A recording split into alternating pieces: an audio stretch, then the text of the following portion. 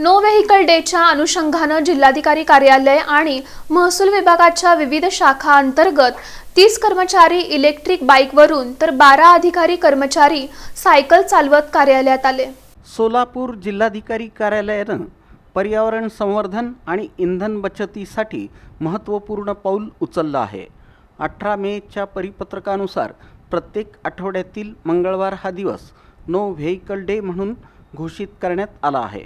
त्या अनुषंगानं मंगळवारी जिल्हाधिकारी कार्यालय आणि महसूल विभागाच्या विविध शाखा अंतर्गत 30 कर्मचारी इलेक्ट्रिक बाईकवरून तर 12 अधिकारी कर्मचारी सायकल चालवत कार्यालयात आले।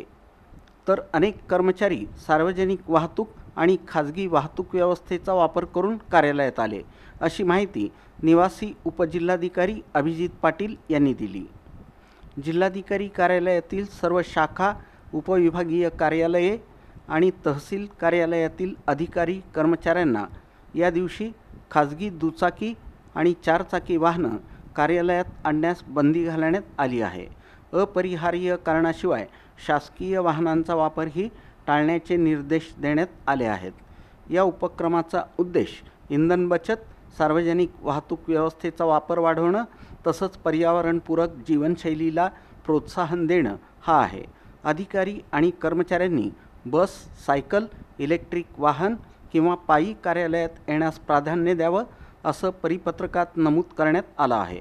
यानुसार सर्व शाखा प्रमुख, उपविभागीय अधिकारी आणि तहसील कार्यालयांना आदेश देण्यात आले असून नो व्हेकल डेचं पालन अनिवार्य राहील, असं स्पष्ट करण्यात आल्याचं निवासी उपजिल्हाधिकारी अभिजित पाटील यांनी सांगितलं।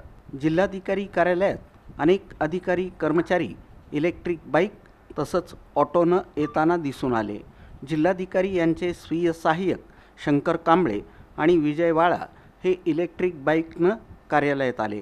प्रधानमंत्री महोदय यांच्या आवाहनाला जिल्हाधिकारी कार्यालयातील अधिकारी कर्मचारी पेट्रोल आणि डिझेलच्या गाड्यांचा वापर कमी करून उत्स्फूर्त प्रतिसाद देत आहेत।